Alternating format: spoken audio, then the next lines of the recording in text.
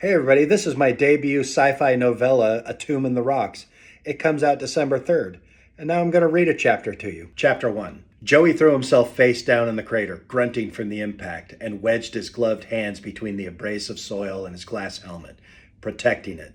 He wasn't scared, not exactly. His heart pounded with excitement, not fear. The coming rogue asteroid wasn't yet real in his mind.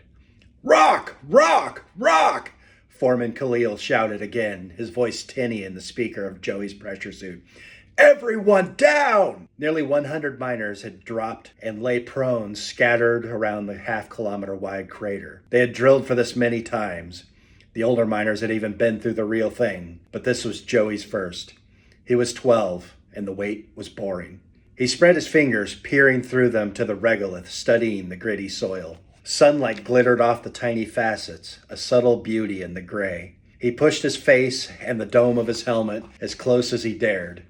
Even a small scratch could weaken it, and in the vacuum of space you must take care of your equipment. Ollie didn't take care of his equipment, and it cost him dearly. Everything Ollie did cost him dearly. Don't be an Ollie, Joey chided himself. He lifted the fused quartz dome to a safer distance.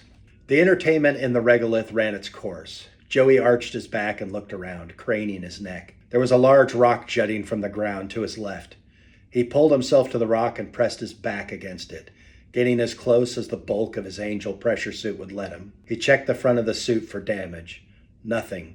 He was an Oscar there. From his upright position, he watched the miners start to fidget. It seems they were getting bored too. Some dared to raise themselves to see the rogue asteroid was near, but it wasn't. And the waiting dragged on. Around the rim of the crater, 20 foremen knelt on one knee. They were statues except for their heads, which were on a swivel. The foremen were easy to spot with the red band running down the leg of their Angel. They faced out from the dig site, as they always did, their rifles slung in front of their chests where they could be whipped up in a flash. While everyone else sheltered, they stood watch in case refs came. Joey pulled out his spiral-bound notebook and stainless steel-barreled grease pencil. He flipped open the book, flipped past stiff, plasticized pages filled with drawings of equipment and notes on their operation. Joey had no idea what other miners had in their notebooks. Asking them might have led to them asking to see what was in his, and the inside of his notebook was decidedly Ollie. Once he found a blank page, he hesitated and looked around.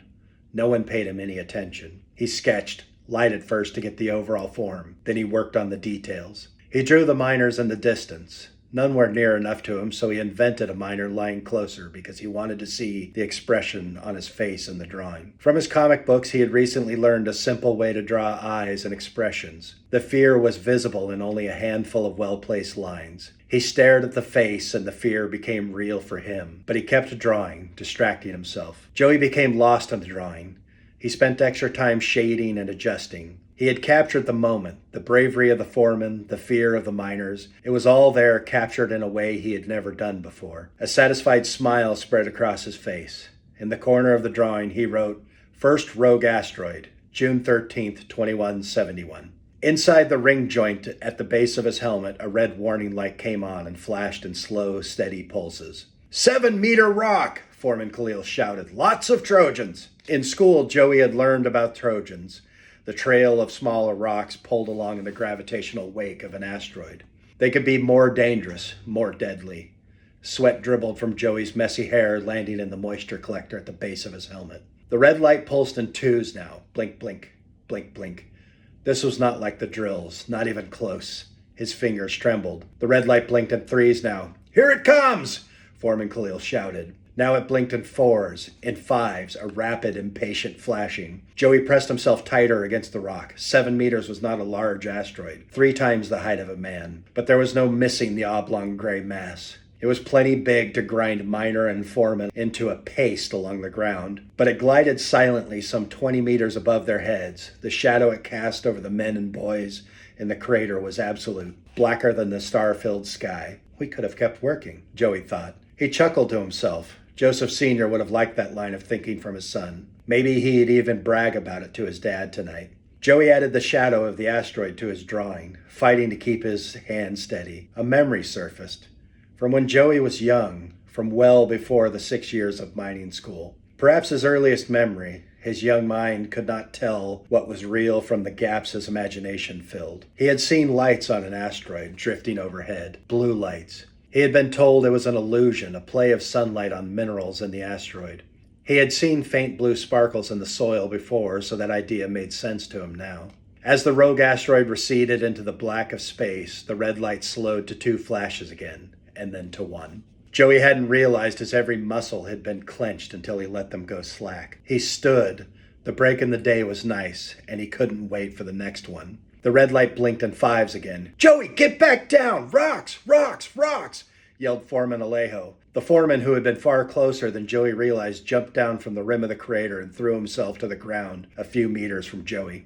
"Trojans incoming!" Alejo said, his eyes pleading with Joey to get down. Joey dropped to the protective rock again, nearly hitting his glass dome. He cursed himself. The rest of the foremen jumped in the crater, pressing themselves to the ground. Joey was the only one not laying flat, but he was too scared to move. In the field of miners, someone stood. Then the Trojans came, and nothing else mattered. All around him was violence. Thousands of small rocks ripped past, a lethal sideways rain. Rocks streaked overhead and to his left and right, and they skipped along the ground. They exploded against the crater wall and against the rock where Joey sheltered. The ground shuddered as if the asteroid beneath him was tearing apart. Joey pulled his legs in tight. His panting fogged the glass in front of his face. He scrunched his eyes until they hurt. He gritted his teeth until he tasted blood. A piercing electronic wail erupted from the speakers in Joey's suit, and then a scream. It was a scream of death that cut short almost as soon as it started, but it reverberated in his helmet, and he cried at the horror of it. Shouts of pain and fear broke through the short comms as the squall of rocks went on. "Dad?" Joey said. His voice broke. "Keep the line clear," snapped Foreman Gagnon. Joey cursed himself. None of the other boys called out for their dads. None of the other boys got Gagnon's attention. If they were crying like he was, they kept it hidden. "I'm still here, Joey." "Keep it clear, damn it." And that is chapter 1 of A Tomb in the Rocks. It is out today at Amazon, Barnes & Noble, Kobo, and Apple as ebook and print.